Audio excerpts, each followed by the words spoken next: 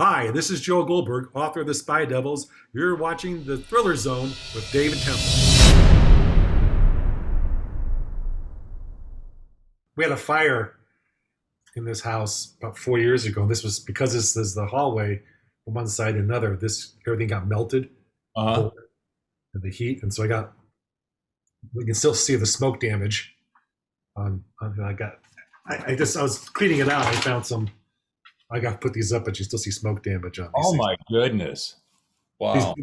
these frames are melted. I got new ones, but so I'm looking at this. So it's clean. I'm putting it that way. It's clean. It used to be a little more cluttered.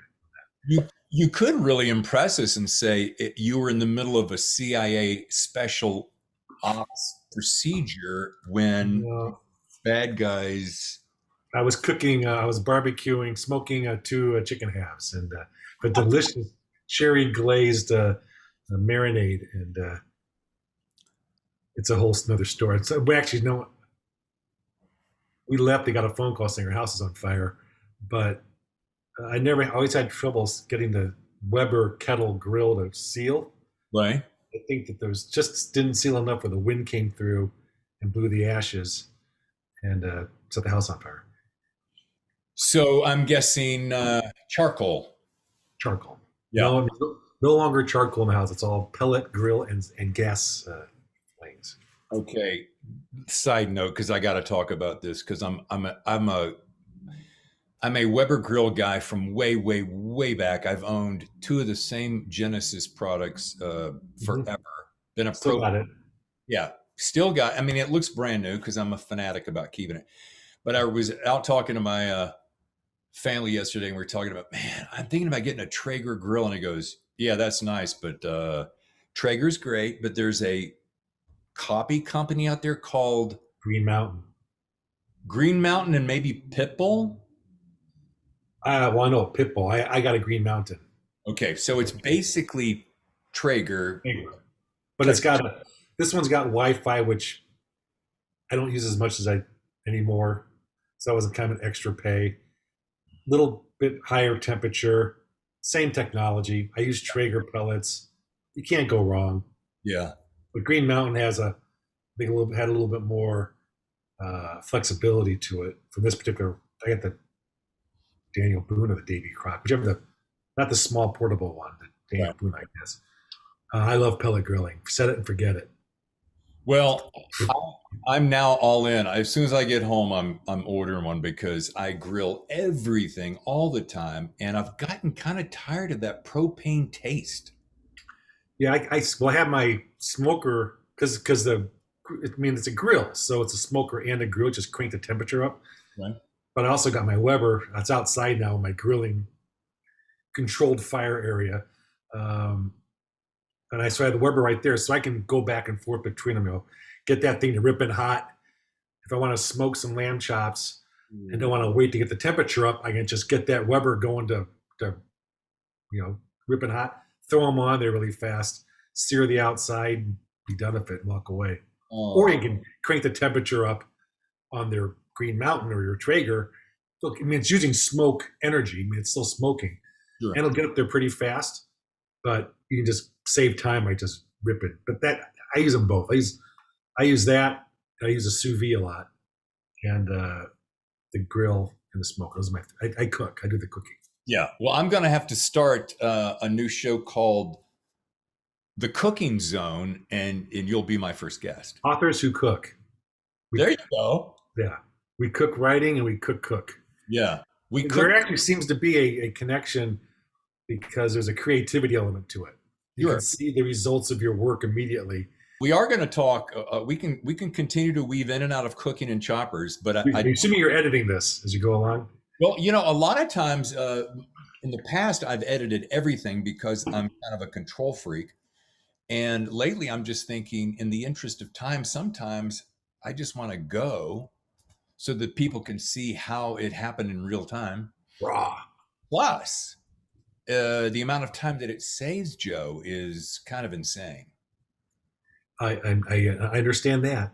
Doing one, I love one takes. Well, and my first career was radio, so Right. 25 years. You get on the air, you pop that microphone open and you go. There's no, oh, can I do that again? Got a great special guest, as you've already heard as we've started the show already, but I got to jump in and make it official.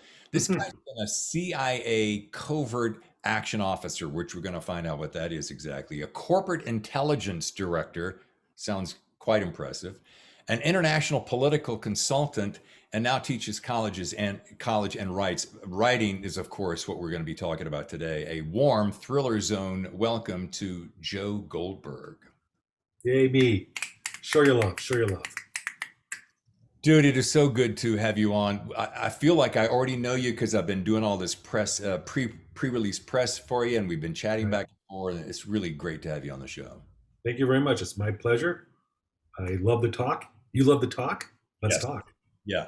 Well, I got to tell you, I want to ask out of the gate because we're officially in a lot of different areas finally coming to a place of normal again. And I wanted to ask, how's your return to normal thus far? And how was your fourth holiday weekend? Fourth holiday, let's work backwards. Fourth holiday weekend was quiet, which is this change. We have 3 grandkids. We've been traveling a lot. And most of my family's now the kids in Indiana, Nashville area, the I-65 family. Sure. And about 30 years ago, I started writing a thing called Founding Fathers, Words to Think About. And I take a founding father and I would do a quick bio and some quotes on relevant topics, things that they said. I'm an American history minor, John Adams being my historical sort of guy. And so I started doing that and saying it around. And now it is become, I post it to Facebook. I got emails and texts saying, is it coming out? 25 or 30 years of this, you start running out of Revolutionary War people. But I try to pick people that maybe, I did the biggies, but I try to do people or things that maybe you never heard of. I just did John Dickinson yesterday, 2 days ago, because you've heard the name maybe, but what you know about Dickinson or Lafayette 2 years ago. So that always occupies my July 4th weekend, writing this short biography, historical tome, and sending it out. So, and that July 4th is great. And I can't remember what I cooked. We barbecued. I can't remember, did something. Meat. We did meat. Well, of course you did meat, but flank steak. That's what it was. Flank, okay. And side note, because we were talking cooking earlier, what's your favorite marinade and or seasoning for flank steak? I like to have the taste of the meat come through. I don't want to over marinate it and over season it. So if it's a simple salt and pepper, if I'm going to throw a little olive oils, a little garlic, whatever it might be, I don't want to overpower meat. I want to taste it. I don't want to taste seasoning. I want to taste the stuff. So I don't really have a favorite. I just kind of thrash and dash off it goes. Okay. Although the marinade on the flank steak was good. The COVID coming out, I liked the cave. I'm still kind of in my COVID cave. Don't need to impress anybody. Don't need to dress up. Don't need to just get to stay home. I kind of am built that way anyway, sort of an extrovert with an introvert at the same time. It's kind of an intelligence thing, I guess. And so I'm just trying to grind out of the cave, but things are starting to normal up. The teaching thing is still on Zoom or online. Okay. I do not know if we're going to go in classroom in the fall or not. My summer classes are always online anyway, but if I actually go back into a classroom, that's a return to normal. Gotcha. Okay. Yeah, it's funny. People were asking me when we were starting to gather again, they said, hey, how's your time been? I'm like, dude, it hasn't changed a bit. I spend most of my time inside my man cave writing, and I've been doing that pretty much ever since.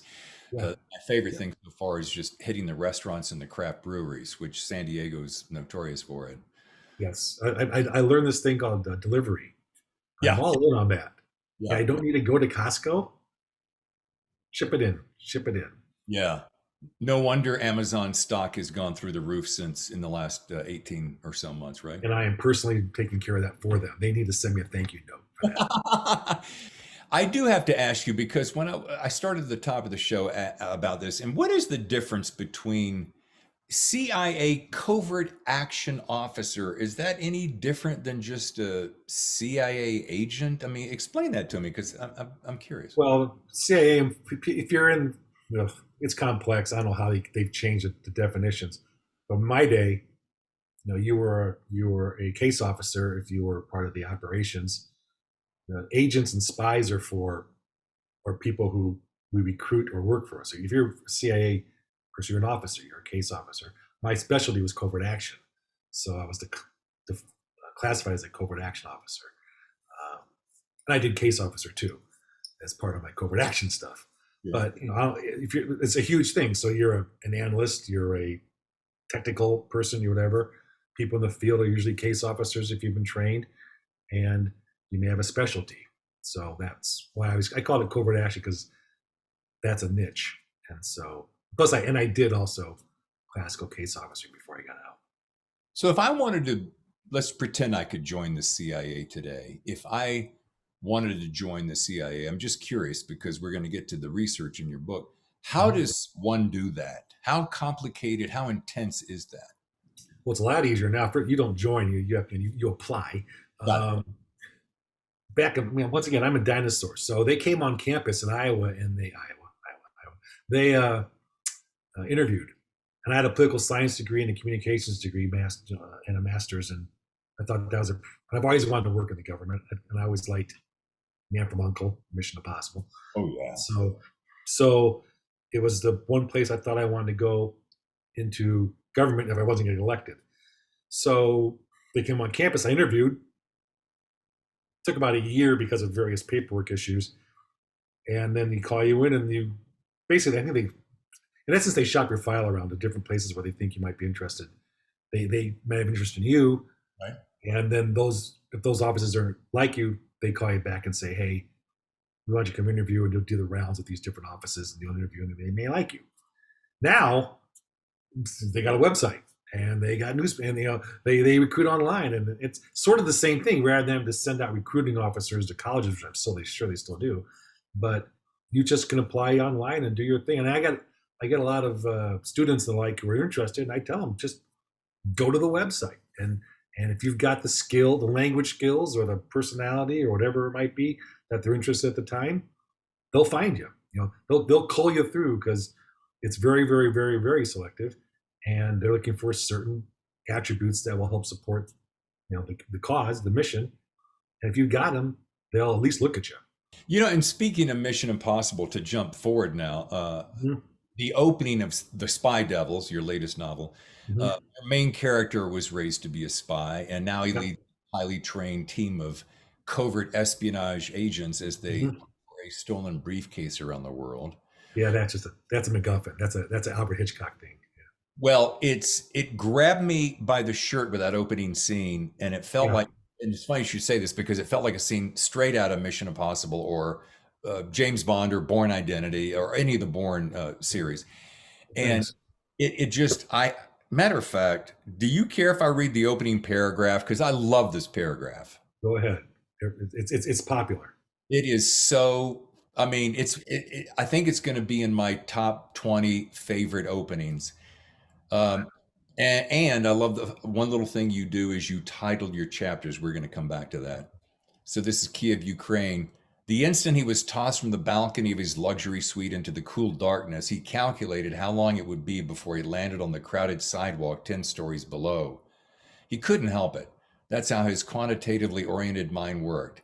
Factoring his considerable weight, distance to the sidewalk, and gravity, he determined he would hit the concrete in roughly 4 seconds, give or take. Yeah. There is no way, if the house was on fire while I was reading that paragraph, I would say, honey, you got to go take care of that, because I got to at least finish this chapter. What happens? Right. Well, that's the point. I appreciate that. And the opening in many comments have been, your first chapter is your best chapter, which is, hopefully it would be, because you want people to read the following chapters. And that opening has been, I get a lot of comments about that. So I appreciate that. I actually think I kind of had the idea for it a long time ago. I think I actually wrote that on vacation years ago at Pigeon Forge, Tennessee, on a family vacation, sitting in our suite. I just sat back at a little kitchen table, and that came out. Basically, that came out. Yeah. Well, and you want people to go from the first sentence, and you want them to ask themselves, why is this guy being tossed off a balcony? Sure. Right? That's the point. You want them to keep reading. Why? And then hopefully that's the hook that keeps them going. And so far, so good on that. I appreciate that. That's I like that. And if you listen to the Audible, PJ Ackland, the narrator, does a great job of translating that to word. Well, I liked I listened to just the sample. I didn't have time to read the book and listen to the audio Right. and get halfway across the country to meet family and so forth in the amount of time I had. But I saw your schedule. You're a busy man. yeah, it's a little bit crazy. I stack it a little bit too high sometimes. One thing I give a big kudos to PJ because I do audiobooks as well, but man, to be able to nail multiple uh, ethnic backgrounds and accents and tonalities and differentiate and then keep them all straight in your head. It is a true challenge, and that those guys really, well, I'd like to say we earn our money, but I'll tell you, if I had seen this, I might have said, Joe, I love you, buddy, but Right. I'm not sure I can handle this one. Yeah, and I had some people who were great, Bob Johnson and others who were just fantastic. And he was they're all very good. But PJ just was able to capture across the board, you know, Ukrainian, sort of Eastern European, and Chinese, and Alabama, and New York, and just Serbian. It's funny. I'm glad you said that because I was going to tell you one of my favorite things about reading this book was visiting the various parts of the world, Eastern Mediterranean, around Cyprus and the Ukraine. Right, And Cyprus. what I love about that, and one of the things that I love to focus on in my writing, and my latest thriller takes you literally nearly around the world, is doing that, visiting these different cities and these cultures, and uh, and I've been complimented, and I want to compliment you, the ability to transport you into a city or country, an area, and give you that sense and the feel of it with just a few sentences, which leads me to another compliment, which, and I love this about you, your description of scenes, it's like just enough to inform without uh, being overly done to distract. I hear people comment, for instance, about James Patterson's super short chapters and uh, how non-dense they are. But I'm noticing that readers are making comments like, I love the fact that these chapters are short and they're moving quickly because I just don't have the time and the attention span that I used to. Do you find that to be true as well? Oh yeah, since I mean, I come out of a sort of broadcasting creative world, and attention spans and sort of movie stuff. Attention spans were 10 minutes. Then when I did videos and the like in the government, it was 7 minutes. And now I do social media. I teach social media, and you got 300 words max if you're actually writing or doing something on social media, and that's about 10 seconds, 15 seconds. So you try to, if people are reading, that's a the mind works differently when you read, so it's willing to accept certain words. And actually, what I did for this, to be honest, but those things were a lot longer. They got a lot shorter. Um, is I went to audiobooks, and I'm a traditional book guy. We mentioned my fire in my house. A lot of books had to go because of smoke damage, but the I went back and listened to the early books of the series, like Brad Thor and Vince Flynn, and of course John le Carre, the greatest, and Frederick Forsyth. I wanted to hear what made them become what they are, the greatest of all time. Because if I read, my eyes skip. If I get to the point where it's saying, "Oh, the gold gilded door shone brightly in the sunshine, and the lilies," and I'm like, "Okay," and then you skip down to, and then the Glock 17 came out and capped the guy twice. Okay, now my eyes are interested. So you skip all that stuff. But if Yeah. you're listening to it, you can't do that. Now if you read and listen at the same time, that's actually better if you can do it. But at least I wanted to hear how they constructed these things, and my mind said, "Oh, that's too much descriptive." Or and so I kind of wanted to hone myself into what's a right amount, the stuff that I like for me. Who did you find to be the personification of that description? Well, I always like John le Carre. I of course I think that he actually wrote espionage books, and Frederick Forsyth, Day of the Jackal, is just like a masterpiece. Oh, wow. Contemporary is a different style. I don't even know if John le Carre could get published today, because he's not an action thriller guy. How many people die in Tinker Tailor? Two, three. Right. How many people die in Date Jackal? Two. mean, it's about the process and the thoughts and the internals, where it's not quite that currently. I happen to believe that maybe this curve for the action thriller genre, the espionage genre, is maybe cycling back towards a more literary sense, which is kind of where I was aiming. So I don't know who the best descriptors are. Everybody's got their own style, and everybody, as readers, absorbs things differently. You go for the types of things that you like. Your writing and my writing are different than you know whoever's writing might be, and that's why some are more successful, whatever it might be. But uh, I write to my ears. All right. So That's a really great way to look at it. And people, I have these conversations with authors all the time, and we talk about, well, a particular author might like this influence or that influence or that style, and they go, "How? What should I do?" And I'm like, I'm always saying, "Well, do what you do. I mean, mhm. do what feels right to you or how your sensibility is." And I always look at it this way, and without sounding too Pollyanna, do what makes your heart tick. And if it resonates with others, uh, audiences, they'll follow along. Right. If it doesn't, then either continue until you refine it and find people who do, or consider doing something else. Yeah, well, there's this when it goes down to this sort of philosophical question of why do you do it? Uh, I mean, writing is hard. I'm a slow writer. I sit and think for days without writing a word, and then I can pound it out. It's not as I say. I'm not Stephen King, 200,000 words a day. Where I can't sleep. I got to think about it, and then I write what I see. Um, but there's this philosophical is why, as you as a writer, you know, do this stuff. Do you want fame? Do you want fortune? Do you want to tell stories? Do you want what is it? And I think I've written some pretty good books. I did they gotten some nice reviews and but they're not blockbuster bestsellers. Let's make a Netflix miniseries out of them. Is that depressing and disappointing from the point of view of maybe this is the one? Yeah, sure, but why did I do it? Because I want to tell a story. Okay, and I'll write a couple more and maybe tell those stories and maybe it'll get some traction. But if I'm doing it for fame and fortune, that's a hard thing to do in writing. If you're doing it to get an agent, that's not my reason. My reason is to tell people stories, and hopefully they'll enjoy them. And I don't care if it's written on Flaming Arrow or on the back of a turtle. Here's my story. Hopefully you enjoy it. So there's a motive intent that goes behind, I think, quality of writing, direction of writing. It's just a general what do you like philosophy in writing.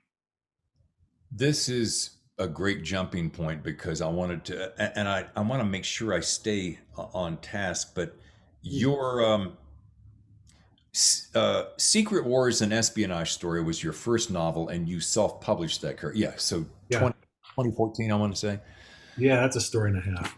Did you, so let's do this real quick. Tell me about that process. Did you say to yourself, I have this story and I don't want to go down that long road trying to find the agent. I'm just going to throw it out there myself. Or did you spend enough time going, I'm going to get it to the place that if it is agent worthy, um, then that opportunity will arise. Right. But the fact that you self-published it, it gives me the impression that you're like, I'm not going to wait around. So tell me Right. what Well, I that. did that for Spy Devils 2 in the end. Secret Wars, I really wrote back in 1999 to 2001. Um, and I had it, I just did it on my own. That's Stone Age for writing nowadays. I mean, there was no internet. You had to write the cover letters and put them in packages and send them. And editors were expensive, and there wasn't that publish on demand was, publish on demand. You really, that's kind of like, being, third step child of a cousin you don't even know. So, uh, I kind of laid it aside, and then some events happened in my life. So I started writing it up again. And I actually had in 2001, a stack of manila envelopes with the book and the cover letters ready to go the week of 9/11, actually 2 days before 9/11. Oh, wow. And then 9/11 happens, which is a terror event my book is about. terror. At beginning of Secret Wars is about sort of the beginning of terrorism in the 80s, and so I ripped open the packages, rewrote the cover letters saying, "If not now, books about terrorism, when?" And I got back actually comments from agents saying, "Like it, but nobody wants to read about terror because it's too terror. We don't know what's going to happen." Everybody sort of froze up. Well, that was wrong because everybody took off except for me, and I sat on it. And then like I said, in 2013, 14, I re-energized myself. The market had matured where there was published on demand, there was create space and the like. I tried the agent world again. I'm not a very good querier, and just said, I want to get it out. I want to get out by a deadline because I had certain milestones I wanted to beat before maybe the clock ticked on me. And it was pretty successful, actually. It's as close as it's real as I can get without going to prison. Sure. And so then I kind of sat around started doing a sequel to this, told don't do a sequel, do a contemporary spy book, started rewriting another again, wrote about 300,000 words, came up with Spy Devils and said, well, I want to validate myself with an agent. If I don't have an agent, it means I've quit my dream because I'm just going to self-publish. Therefore, I'm not a real writer. So I decided to self-publish. Right? I see that all the time. It drives me absolutely nuts. Don't give up on your dream. My dream is not to get an agent. My dream is not to be published by a top 5 publisher. It'd be great. My dream is to tell stories through books. And hopefully people will like them. Does it help to have an agent and wide distribution and the power of big 5 publisher behind you? Absolutely. I would love it. I will be honest with you, during COVID and a little bit before, I queried about 150 times. That's about how many rejections I got. And I changed my query letter. This has been edited by professional top-notch editors who said, this is a top-notch book. Okay? And I think from reviews, when people read, it is. I just couldn't crack through either COVID, my own impatience, and everything else to say, have an agent pick it up. So I said, enough is enough. I'll do it myself. And that's what I ended up again. So maybe if I waited another 3 or 5 years, or I'm not going to go through another edit, maybe I would have gotten an agent and said, look, I'm a great writer now because I have an agent. But I think I did what I did. I don't know how to even end that. This is such a quandary. I think anybody who's writing today, minus the guys who are repped by the Big 5 on its way to being 4, then 3, then 2. Yeah, exactly. I said 5 because it's classic. I say to them, or I say to a lot of my friends who are still in the self-pub world, exactly what you're saying. Why are you writing? What are you doing it for? And is that of paramount importance? If you don't get an agent, if you continue to query until one day you just have hit the wall, whatever that number is it 50? Is it 100? Is it 250? Are you going to quit? And you use the word validation as in I'm a writer. I don't think and I have not spoken this out loud, so you're experiencing this at the right time. Yeah. If I love writing and I continue to write, and those around me who read my work enjoy it, and I find even a modicum of success, does the fact that I don't have an agent and get repped by the Big 5 truly make me successful or not? Number one. Number two, what is that? How long does it take before we, as self-published writers, how long will it take before we go, okay, well, I've done 2, I've done 4, I've done 8. I'm now just finishing my 8th, and I'm like, I don't have representation. However, I don't think, and I'm not trying to be obtuse or be cool or whatever, but I don't think my stuff is good enough just yet. I've always worked on this kind of the Malcolm Gladwell 10,000 hours, be in LA, which I was 10 years, or write 10 books. And I figure about the time you put in that amount of time, you got a pretty good idea whether you're going to have the chops to make it or not. And so all of that blah, blah, blah is to say, what I guess what it is what sort of validation does one need? And how long before making it is making it? Right. Well, I could have, and I agree with that. And every individual writer, or actually reader too, has to make that determination on their own. Could I have gone to more small publishers and just skipped the agent and gone to a small self-publisher? Yeah, I talked to several, but then I lose. I'm delaying more and giving up control of things that I think I want to keep control of a little bit. I'd have to wait another year and all these sort of. I made the decision to self-publish. I had I think it's a quality finished product, quality, pay. I have the means to pay for these things, so I was able to get covers and all that sort of stuff. And I put out what I think is a quality product a year before it probably would get out if I would have gone any other route. Does that year make a difference? I don't know. I'm naturally impatient, and so it's out. I'll have my second one out before the first one would have been out. I would have gone another route. Would I have liked? I had 25, 35 full read agents. It wasn't as if it was just I got rejected. It was constantly, I like your writing. I like the knowledge. I like the story. I love the characters, comma, but I don't think it's gonna, it's not for me at this time, basically is the one. Or some line like that. So I don't know how many more times am I gonna listen to all the accolade stuff, which I agree with. I think it does have good characters, a good story. It's not poorly written. It's not garbage. But for whatever reason, for almost every agent who's breathing in this market, it wasn't the one. Is it poorly written? They didn't say it was. Is that bad characters? They didn't say it did. Did I query poorly? That's a different question, because I did multiple query letters. I had professional queries made. I did all the things you're supposed to do to land the one after 41 or 42, and It didn't happen for whatever reason. Whatever. And it's not like I didn't get any partials or full reads. I got lots of them. It just didn't happen. So at some point you kind of go, it ain't going to happen. And if I write 8 books in the next 8 years, which would be insane, I don't know how many, whatever. If I write a number of books and they're self-published, I got books. And you know why? Okay, for whoever's watching, I've told this story. It's kind of in my often know. Why do I write? Why did I actually start? Because I wanted to leave something behind. I wanted my grandkids not to forget me, or my great grandkids. I wanted them to stay on the shelf. That's great grandpa's books. He wrote that. I wanted to be remembered for some psychological end of life as a 60-year-old thing. So now I have those things, and and they can read good stories and know something more about me and how my mind works. At least in the espionage thriller writing genre, which I won't stay in forever. So that is the deep down Joe reason why I decided to start this. Not even to tell you necessarily good stories. I wanted to leave Mozart.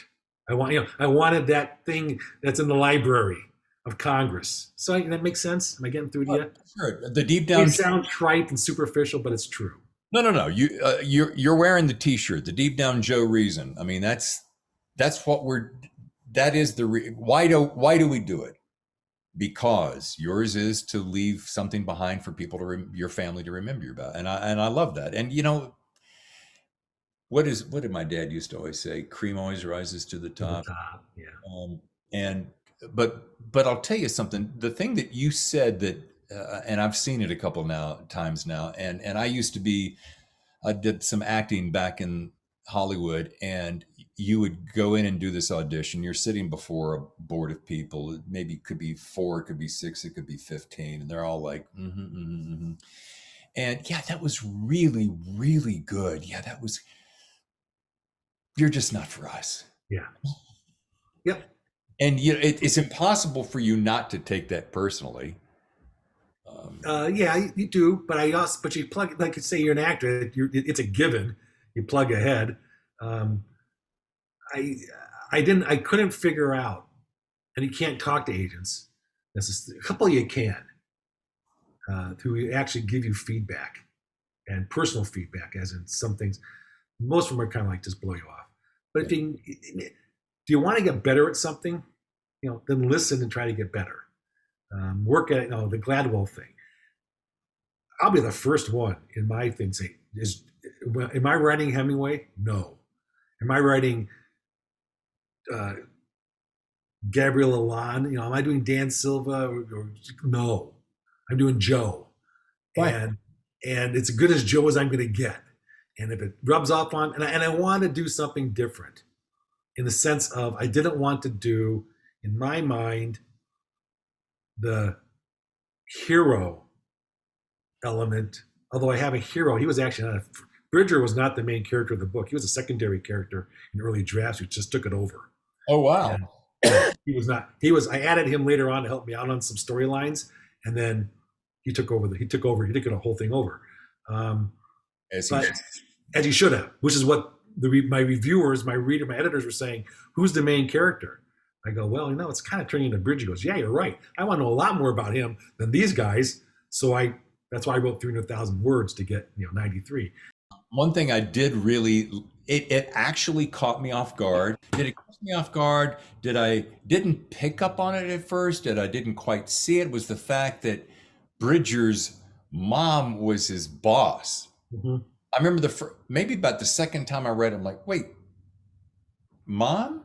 Did I mom? What? Honey, make sure you do so and so. And I'm like, what? I had to go back and go, oh yeah, that's right. Yeah. His boss is his mom. Where did that come from?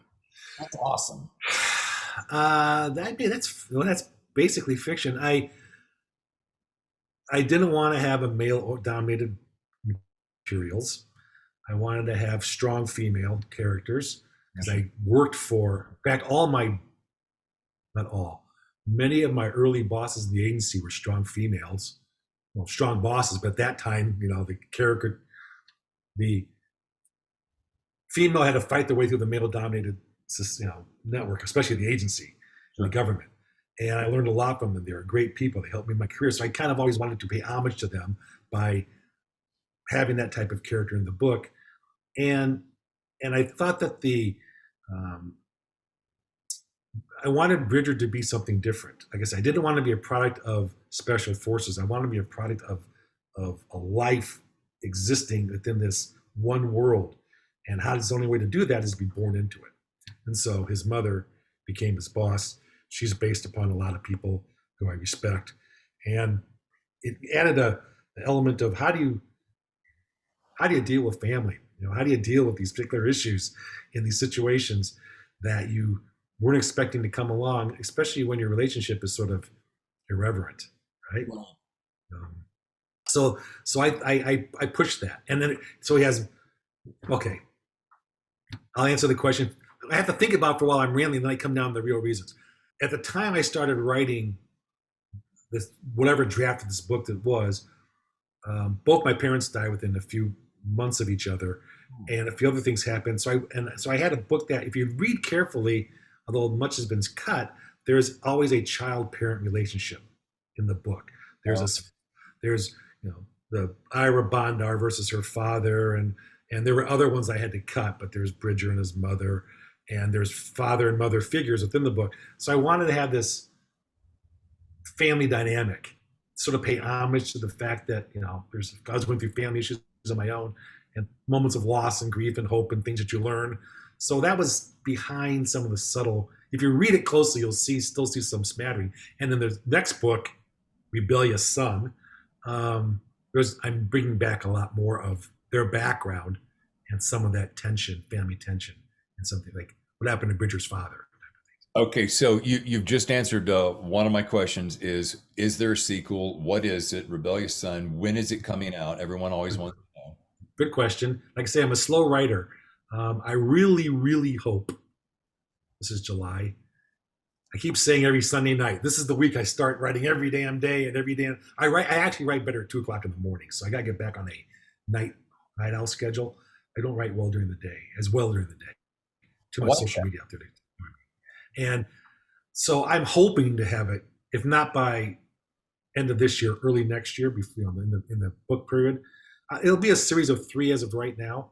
Okay. Then I wouldn't mind getting out of the thriller genre, unless someone says, "Oh, stay in the thriller genre," because no agent will pick up a series, right? So now I'm on my own now, because no one will pick up a second book of a series unless that's a new thing that I haven't heard of. Is that right? Tell me about that. Normally, well, it's from the internet.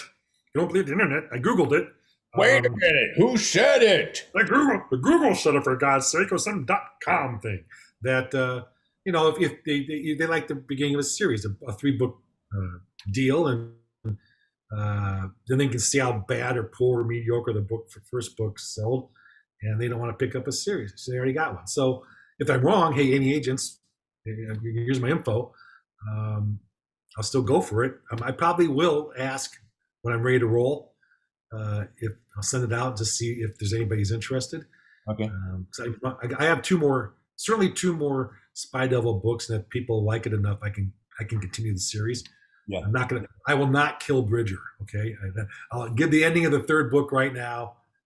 He ain't, maybe other ones, but he ain't gonna die, because I got a mini series down the road of his name on it. But I will be Rebellious Son. I think the book 3 will be called Devil's Own Day, which is a Civil War phrase from Grant and Sherman. So yeah, I'm playing it, but I want to shift genres. I've had this great American novel in my head since 1990, My Kill a Mockingbird, and I got a stack of research. So I'll drop thrillers and go into literary fiction, historical fiction, which is what Secret Wars was. I think I do write better historical fiction, and that's what Secret Wars was, historical fiction. Let's take 60 seconds and talk about the difference between, we'll call it commercial fiction and literary fiction. Okay. Not only necessarily the differences, but why Right. you want to do that, and what you think how you think the audiences differ. Well, the audiences do differ, obviously. I would say I don't want to talk about to read other types of fiction that may be literary, historical, romance, whatever it might be. That's a different audience, a different way to interpret words, sentences. Structures are different. Thematics are definitely different. Character development is probably even more important, because that's what you're building everything on. You can't rely upon, as Josh Hood famously says, if all else fails, kill somebody. I mean, you just can't jump into an action scene and say, hey, I don't know what to write, so let's just start blowing things up. Right. You need to have a purpose. There's a thematic behind it. I tried to have a thematic to mine, which was the family element. Under the story, everybody has a story. Truth is stranger than fiction. All those phrases with thematics of Spy Devils. People won't pay attention because they want boom, boom, and bang, bang. But and I never want to write it. I never want to write boom, boom, and bang, bang. Secret Wars barely has it. But I had to do it because that's what the market wanted. So I added that stuff. I think literary fiction can have some boom and bang if that's the story. But like I just finished Three Musketeers again, like 2 days ago. I'm a genre and Conde Monte Cristo. So I'm going back and listening to Don Quixote and contemporary literary fiction to start changing my mind to get those differences back. Because I've been stuck in the thriller world listening to all these other books, which just has a different style. And back to my Joe being impatient, I just am not as good a student of this as I should be. If you want to be good at it, you got to be good at it, right? You got to work at it. Your Malcolm Gladwell thing. So the writing groups and the study things I'm just not that guy. I do things brute force, and I'm breaking out. But how do I know more about literary fiction? I got to talk to people. I got to call the authors up and connect with them and say, you don't need to, Margaret Atwood. You don't need to tell me the how you do it, but I can watch your master class. That's basically what I'm going to do. Is I'm going to watch 20 master classes on writing again and just start taking it. What's what I did for thriller too, because the thriller guys are there too. Right. To try to change the mindset to those people who read that stuff, which is different, which is they're trying to connect more to their life. Thriller and espionage is escapism. I'm walking into a world which you're never going to see no matter how hard you try. Right. If you're writing about To Kill a Mockingbird, you grew up with those people. Yep. That's your hometown. Yep. You know that person. You went to that shop. And that's a different kind of experience that you try to write about, as opposed to explaining how a bullet goes through a barrel of a gun at whatever speed and that's that nonsense. Right. Am I making sense? I'm 100%. I'm still trying to figure out myself. Sure. I mean, if you're going to sit down and read Jack Carr, for instance, if you want to know what kind of gun, what kind of velocity around, how fast, that kind of thing, and you know a bunch of clowns are going to get murdered, Hmm. that's the guy to read. Right. I want Well to, done. yeah, I want to jump off a second because Okay. this is interesting. I was watching Spectre last night, and I'm a huge James Bond fan. And to this day, and I know that everyone is from Lee Child on whomever, fill in the blank. They're all trying to do the next James Bond. I get that. Right. But I'm watching Spectre last night, and my mind flashes back to Skyfall for some reason, which is one of my favorites. And I started thinking about you, you popped into my mind because Bridger and the Bridger mom relationship, having just read your book and it being Mhm. fresh, popped into my mind. And I'm thinking to myself, the how interesting that at the end of Skyfall, and I was recalling, oh, that's right. One of the only female characters, especially one that is so prominent and holds a managerial position, was M, Judy Dench. She dies. Mhm. Oh my God. And I thought to myself, oh my God, how funny is that? Because, and I was like, was Joe using that on a subconscious level as influence? Because Uh, she delivers this line.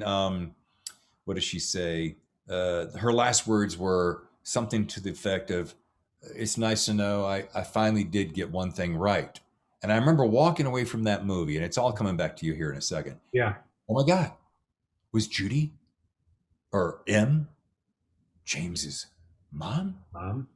Well, no, because he would Oh, know his mom. But okay, well, but he was orphaned. But and it just made me spin this thing, and it made me think of Bridger and his mom. And do you think on some little? This is my question. All that okay.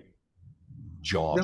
I'm You think absorbing. that was a little subconscious influence somewhere because of the similar paths that these two characters took? It's quite possible. And I think I do like Skyfall a lot. And back to my earlier comment about going back and listening to the first of series, I went back and did all the early Bond, Casino Royale, and Rush of Love, the best of the best, to see how Fleming did it. He did it differently than anybody. They're very well could be. I do like that, and I hadn't really thought about it right now. Uh, and the ages are about right. Yeah. And I mean, obviously, I think James Bond saw M as a sort of surrogate mother because she, got him through. She believed in him. She brought him back, even though he'd been a bad boy. She forgave him, and that's kind of there's those elements inside Spy Devils too. I mean, they both forgive each other all the way through the damn book, and it's That's going to get really, yeah, one of my favorite things about that story of yours. yeah, and that's why it's going to be a lot more in book two when they're going to go at it. So. Or roles reverse, wherever it's going. I haven't got there. I haven't written it yet. It's in here. I just haven't put it down yet. But listen, we're people. And if you're going to write characters, you got to write people that people relate to. And some people want to relate to being the superhero where the bullet always just misses their head by an inch, or they hear it whizzing by their ear, but they can do triple somersaults and hit the guy between the eyes. That's because they're the greatest, and you want to be that person. And those books serve purpose, and they're great. They're well, Mark, and Carr and the whole gang, Josh and Simon, they're all great. I wanted to be a little bit different on that and have a little bit more family. Well, Simon does a lot more family, but Simon Gervais. But I wanted that element of that these are just people and everybody has a story. That was the beginning theme I'd written on my wall here. Truth is stranger than fiction, and everybody has a story. Yep. I was trying to tell that as a story as opposed to an action thriller book. That's what I was trying to do. Tell a story of a family. The Spy Devils are a family amongst themselves. The Bondars, the bad people, are a family amongst themselves. There's these clashing, there's stories. One That of was the my idea. Another one of my favorite things about this book as we begin our a little bit of a wrap up is that I love the interspersing of humor. I love the fact that, someone said once, "Oh, how could you have humor inside of a scene that's so tragic?" I'm like, isn't that life? I mean, We laugh Yeah. to keep from crying. We search for levity to keep us from the depravity of depression. So one of my favorite things was the smart ass remarks along the way. Yeah, in fact, I get a lot of comments on that, and that was intentional, obviously. Um, I wanted to make Bridger who does most of the wisecracking. He and Demon took over too. People love Demon. Yeah. Um, I should write a book on it. If I do a spin-off, it'll be Demon. Yes. But when I was in the agency, and even in doing campaigns and whatever, it's dark. It can be hard, and you're by yourself with your small group around you, only people who know what you're doing. I didn't tell my wife much until I had retired or left. I didn't retire, left and more, resigned, and uh, the only way you got through it was humor. Right. We would joke. I always called it that we're just a mash unit. Right. Our Right. projects were just all we are sewing up bodies and doing all these really dark black things and propaganda op and all this sort of, and then we're just joking or well so to relieve the tension. And that's the core of why that happens inside this book. And I live because I lived that. I mean, I was sort of I'm kind of the jokester of the gang, so it was easy to sort of transport that some of that way. But because I was a guy who said we're just mash, all right, we're sewing up bodies and we're cracking black humor to get through this. I can see you being the instigator, a lot of that humor. Yeah. What do you suppose was one of the most exciting parts of your career, and especially in the CIA days? I mean, I'm sure your writing career is riveting on any given day, but I want to know, like, what was that? What were some of them? It could be a moment or a span of time, but what was that element that you'd wake up going, man, am I glad I'm doing this today? This really, Um, it's lots of it in here. yeah, he's holding up. Of course, anything resembling real or true life is accident, coincidental, and a figment of the author's imagination. But when I was in propaganda operations and I was the TV guy, and this is 1980s, all right, video was just coming online. Yes. CNN was just online. Yep. I was in a world of paper and PhDs, and I was like, you can, video intelligence. Here it is. I don't want to screw over the Soviets by calling them, writing a paper. I want to call them bad names. I want to cause them pain, and which is actually I use that in the book. I really enjoyed getting up and being creative ways of how to get the perspectives, the missions, of whatever I was told to do by the U.S. government to support our mission. So that was one of them, which was just getting up and just being creative and just to screw these guys over. And it's a lot easier now because you have internet. You can screw them over in a second with viral as opposed to the hard way, the stone knives and bear skins. Another time, I went through a couple of wars, Gulf War and Gulf II, and I was in a different sort of part of my government career, and I was doing some things as a case officer, and actually some of those awards we were talking about earlier.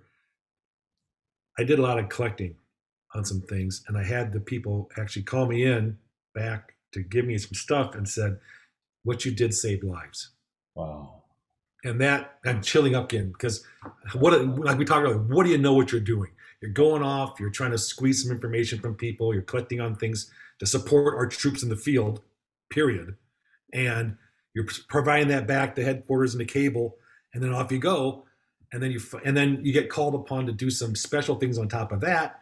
You do a good job, and they say you saved lives. And so I'll take that to the grave because maybe there's some person who's not there and they get to live their lives based upon what I was told in feedback. Whether they're blowing smoke on my skirt, I don't know, but we did do a lot. We were working really hard to support the Gulf operations back then. So I'll take that. That's awesome. Let me ask you this because you were talking about the reasons for writing. Let's say, because I do this with my wife all the time. I always say, okay, big sky dream here, no holds barred. It's dreamscaping time, honey. And we're perfectly matched because I'm an Aquarian and she's I can't think of it. You're an aquarium. You're a fish tank. Aquarium, and I'm really just a fish. No, we're yeah, thank you. I am creative and she is spreadsheets. So for you, tomorrow, Agent X, Agent Orange, no, Agent, Can't be Greg Hurwitz here. Yeah. the perfect agent says, Joe, I love your stuff. We want to pick up, I want to hire you to write this next book. Number one, the question is, what would you write? Would it be any differently than what you're doing right now? Okay. And Mhm. number two, would actually there's going to be three. Number Yeah. two, would your reason for it shift at all? And the paycheck could be ginormous or it could be just enough to make you happy. Taking notes. Okay. So let's just do that. And what would it be? Well, it depends if they said I want you to write, more Spy Devils. I want to make a miniseries out of them. Okay, let's go with that, Drew, because I personally think Spy Devils would make a great series. My wife and I just Yeah. made a whole load of series, and I'm like, this would make a great series. It would actually, but Yes. all writers think that, by the way. Well, of course. I'll tell you what, let me work backwards on that. If I had the ultimate dream, I want to win an Academy Award for Best Original Screenplay or Best Adapted Screenplay. Okay. That would be the thing. So what can I do to get there? Could there be is it going to be my To Kill a Mockingbird literary historical fiction book, or if it's going to be a thriller book? I don't think I am qualified to write outside an imagination zone that the readers are looking for, such as Carr or that crowd. I would go back to John le Carré. I would go back to the beginning, and I would write a true espionage story, Okay. which is subline of Secret Wars, because it was inside the walls, is what I call it. Sure. You're seeing things you can't see, and I would put those people in situations where they can't get out of until they get to those situations, and they have to get out of it. Not all of them, and which is all of our lives, right? Right. So I don't know what the storyline would be, but it would be a world when you walk into it, you would say, I know that guy. Got it. In fact, when I first, let me just keep rambling because time is reading. I don't know what you think. The first drafts of Spy Devils, I told you, has totally changed. It was about corporate intelligence. Oh. It was my job. It was my life at Motorola. Sure. And I did some things and blah, blah, blah. And when I got done, what I realized about corporate intelligence as an espionage thriller, it's boring. All right. Unless you want to write about sitting at a computer and doing spreadsheets and whatever it is. And so can intelligence work, because a lot of it's sitting around to that 10 seconds of thrill. You're sitting across the table, you're walking down the street or whatever it might be. So what is it? But I wanted people to say in the corporate world, hey, I know that HR officer. Hey, I know I've had that boss. All right. I've had to drag my ass into work when I'm there. I wanted them to say, I am in this story because I can see myself. Whatever I write, that is going to be the foundation of it. Okay. It's not going to be fantasy. Okay. And that's why there's parts of Spy Devils. In fact, the Bridger's opening forward is from him saying, hey, this is, believe what you want to believe. Okay. And I let people believe what they want to believe, how much is real and how much is fake. I wanted to mention that. I love the fact that your main character writes the foreword to your book. And I go back and read it. Wait a minute. That's the guy that I'm probably have seen that somewhere. I don't recall having seen that before. So I don't. I got some flack for that. Editors didn't like that. And I put it back in because I like it. Actually, I stole that from, was it Treasure Island or King Solomon's Mind? One of those narrative literary books of the old. I wanted to read adventure stories because I wanted to add that sense and feel. So I went back and did those. In fact, Treasure Island is one of the greatest of all time. Oh, yeah. So I think one of those has the original author, the character of the story, saying, believe it or not, here is my story. And so I said, I like that. And it's kind of actually how Three Musketeers starts, because the author is actually saying, we found this stuff, we're going to write it, believe it or not. Now, you can believe Bridger and my stories or not. It may not just be a theatrical tool, a literary tool. You know, it may be more realistic or not. You know, it's up to you to decide. How much do you want to believe? Exactly. Exactly. Last How two much you want to get in the world? What was that? Last two questions. Okay, I'll stop. Number one, what piece of advice would you give up and coming writers today, whether it's your classroom or you're mentoring someone, someone's coming to you for advice, in a sentence or two, something that you can really take away, that a writer is right there on the cusp of trying to decide how to go about it.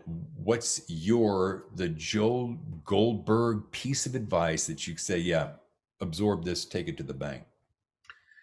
Well, I don't think my advice is any more, or my cliche advice is any different than any cliche advice that you just see in the novels. Writers write, writers read, and you got to do both to get better, right? Right. And I listen to read now, but it doesn't help think about it.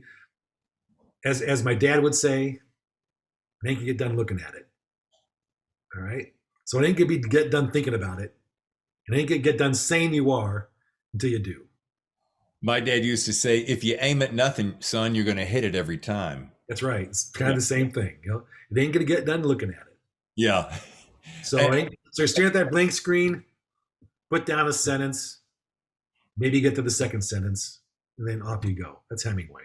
He said, just start writing a couple of words and see what happens. This is an interesting side question. Why is it, do you suppose, and I know this is perhaps more theoretical, but I often ask myself this question: why do people get afraid? What scares them most? Are they more afraid of not being a success, i.e., being a failure? Or are they more afraid that they won't be able to handle the success if it comes? I often wonder that. I'm like, if all things are even and we're all given 24 hours a day, which we are, and we all can do pretty much whatever we want to do, which we can, what is it that keeps someone holding back? And I'm using writers in general, from really just shooting for the moon, because not every agent's gonna love your stuff, but somebody somewhere may. And how many times do you have to hear a no before you go, well, geez, I guess I must suck innately and I'll never really make it? I mean, kind of rhetorical. No, there's some that's the age old question of how self-conscious are writers to be able to deal with criticism and people. You think you've got something that you really like, and someone says that really blows, or you've got your finished book and you start getting reviews that say what a waste of time, and that hurts your self-esteem and self-confidence. We're all human beings. We want to be accepted. We want people to love what we do. You've put a lot of effort into it, and you want thumbs up. You want 5 stars. As I always tell my class, and I was going to actually tweet this out some regularly, is I am all in on feedback. I will take positive or constructive comments. Negative does me no good. Negative is just you venting and just trying to hurt my feelings. You say something constructive, I don't understand this. This made no sense. It's too whimsical, whatever it might be, not action-packed enough. That's constructive.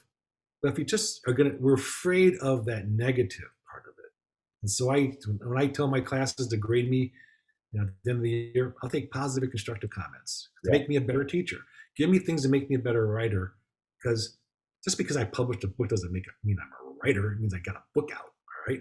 Yeah. There are writers and there are people who just do stuff. Yes. And they just say cream rises to the top, and maybe they got the lucky break, whatever reason it might be.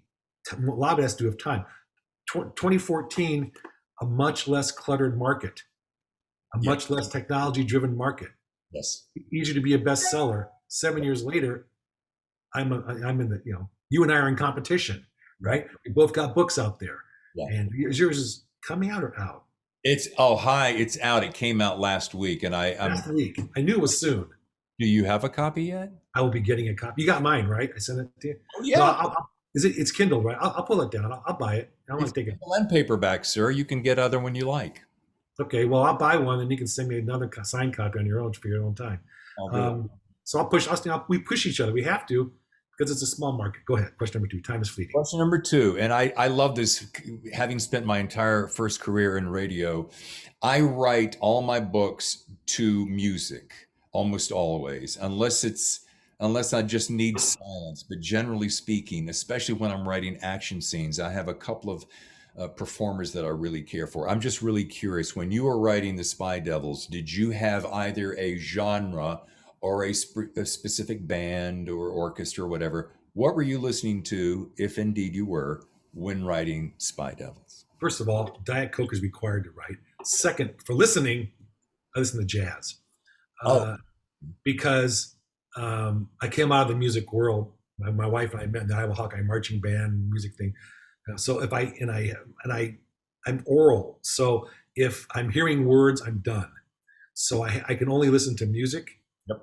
So my mind doesn't go off. But I can't write in silence. I couldn't study in silence in college.